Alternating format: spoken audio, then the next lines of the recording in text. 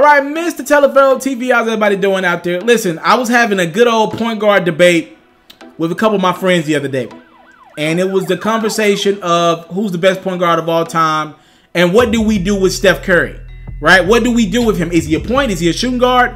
A lot of my friends were arguing to me if Allen Iverson is in the shooting guard category, Steph Curry should be in the shooting guard category as well. I tend to believe Steph Curry passed the ball because, like, if you think about it, Steph really don't just hold on to the basketball like entire shot clocks. He moves the ball. He plays hot potato with it a little bit. Like if he don't got it in the first 3-4 seconds, he'll pass. And a lot of times Steph is getting wide open looks. I'll give you that. He's spotting up for three. But you know, Steph Curry, to be the greatest shooter of all time, he's gonna have a decent amount of assists on his stat as well. Like he gets decent amount. He'll get you 6 or 7 assists a game a lot of nights. So I think Steph's more of a point guard than people give him credit for. And he mandates that offense. He don't get credit for that. When Steph is there, I know Draymond does his thing at the point forward spot, but I think Steph is a point guard, right? I got him in my point guard list. But I did say this, though. I proceed with caution, already saying Steph's the greatest, if not close to the greatest. A lot of people have Magic 1. I think I got Magic 1 right now. When we start getting into the John Stocktons of the world, those arguments. See, already Steph and Chris Paul are better talent than John Stockton. With Chris Paul, he hasn't proven enough. Like, John Stockton did more in the NBA than Chris Paul has done overall. And he played, you know, he was always there. He was the durable guy. In regards to Steph's already won more. John Stockton more durable, but Steph's clearly a better basketball player. And if people put him in the point guard conversation, Steph's got to be over John. But I did say this about Steph, and I don't think we talk about this enough. You know, all this talk about Kevin Durant, is he going to stay in Golden State? Is he going to go to the Lakers or the Knicks or whatever? Whatever KD decides to do after the season. I do want the Warriors to understand this. If you have not been paying attention, Steph Curry is back to getting injured again. He's missing a lot of time again. Like, I thought he cleaned that up because he came into the season red hot this year. And I'm thinking, okay, it looks like Steph's going for that MVP again. Steph's already out for 2 more weeks. He's already missed like a week or so. So he's going to miss like 3 or 4 weeks when it's all said and done. In my opinion, Steph Curry is guaranteed to miss you 1 month a season. I'm just saying, the Warriors look like, you know, Draymond saying, we don't need you, KD. I'm looking around and I'm thinking, you know, one reason why the Warriors, I believe one reason why Draymond and KD got into it the other night is because their leader wasn't there. Now, I think Draymond's their emotional leader, but that ship clicks when Steph Curry has it going. First off, I don't even think you're in a close game with the Clippers if Steph Curry is available, right? That team, Kevin Durant is phenomenal. He's a better player to me than Steph. That team goes as Steph Curry takes it. He just changed the game the way you got to play defense. He makes everyone work. You can't leave him. The point guard is not going to have a great night because Clay's guarding him on one end and he's got to guard Steph on the other. Right? So that's a totally different game when Steph's on the court. That's why they don't lose. The only reason why the Golden State Warriors are even able to have a Steph Curry, Klay Thompson, Kevin Durant, and Draymond Green on their roster right now is because of Steph Curry's injuries at the beginning of his career. A lot of people don't talk about that.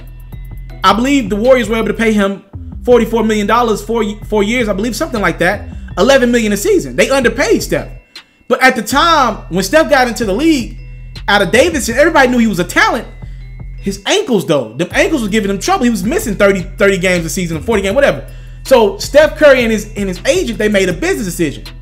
Now looking back on it, it was the wrong move. They could have got more money, but the Warriors wouldn't have won as many rings as they've won now. And it's all worked out. Steph Curry has gotten his Supermax deal now, right? He's going to get over $40-something million a season. He's gotten paid now. But looking back on it, Steph and his agent made a decision. They was like, yo, we could either take at least a double, what, 10 million, over 10 million a season right now. We could take that right now, or we could risk it. What if Steph Curry would have went down with 2 more injuries and he didn't make none of that money and the Warriors just moved on? This is before we knew the Warriors would be a for sure thing. Right? We didn't know if Mark Jackson was going to get it right with these boys at first. So Steph and his agent made a decision. It's like, let's just take some money before we get nothing. All right, before we end up with nothing. So the Warriors were able to get Steph for a bargain. $11 million a season for that? A bargain. That's how you're able to pay Clay, Draymond. You own those guys. You're not going to say own them, but you got their bird rights. And then you're able to sign a Kevin Durant. Even though KD took a pay cut, he was still able to get a nice amount of money, right? So that's how you're able to do that. I'm watching Steph Curry right now have the amount of injuries that he had a few years ago when he had to take that 4-year, $44 million deal. The only difference is they have a guy out of the DC area, maybe one of the most prolific scorers of all time. He goes by the name of Kevin Durant. Nobody's even talking about Steph Curry's injury right now. Nobody's talking about. The only reason why it's kind of a storyline is because people looked up and was like, yo, why is Klay Thompson getting in between Draymond and KD when they're arguing on the bench? That would have been Steph right there if he wasn't even on the road with the team. Steph had to come back. Like, things were getting so messy in Golden State. Look, Steph's on the bench with them right now. They lost to Houston a night or two ago. Steph's on the bench. Steph was away from the team trying to get his body right. He's got a groin injury right now. He had to end that early. The Warriors were a mess. I think Steph watched the TV like me and you did. And he looked up at the TV screen. Not only is his team losing to the Clippers, he's like, DeMarcus Cousins is trying to calm Draymond Green down. What the hell? He had to end everything. He had to get back with the team immediately. Like, if you see think about it if you're Steph, right? You built this thing from the ground up with Golden State. Everything's, you won 2 straight championships, 3 out of 4. You signed DeMarcus Cousins just on a rental. He's not going to be with them long term. It's only a 1-year deal. You got Kevin Durant. You and KD might be 2 out of the 3 best guys in the game. Definitely 2 top 5 guys. You built this thing from the ground up. You trying to rehab to get back. You cut on the TV screen. You watching your team play. You trying to stay engaged and see how the team's playing. Kevin Durant and Draymond are arguing on the sideline. You got a very quiet Klay Thompson trying to break it up. And then you look at DeMarcus Cousins talking to Draymond Green, trying to calm Draymond. I don't want DeMarcus Cousins calming anyone down. Man, I would have, if Steph Curry probably tried to pull a Fat Albert and try to hop through the TV screen. He was like, yo, get me on the first jet back to my team. I'll just rehab with the team. Get me to Golden State immediately. Get me to wherever they at next. Fly me there immediately. Bye, Aisha. Bye, kids. Bye, Riley. I gotta go. I bet that dude left that golf course so goddamn quick. I'm joking. Hopefully he wasn't on the golf course with a groin injury. Listen, man. The point I'm trying to make is, if you ain't paying attention, Steph Curry's been injured a lot, and we don't hold him to the same standard that we hold LeBron. That's why it's tough to even say Steph's the best point guard of this era. Nobody even talks about him when he goes down with an injury.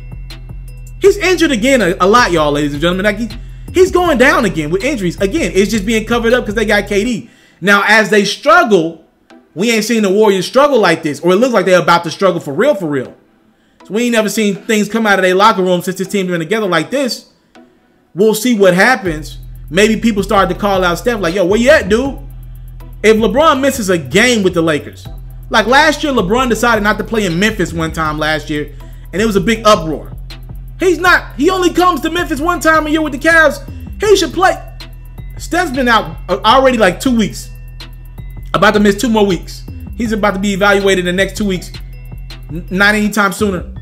Like, he just misses time. So if y'all lose KD Golden State, I just want y'all to know you might as well just chalk in the fact that you're going to not have Steph for 1 month every season.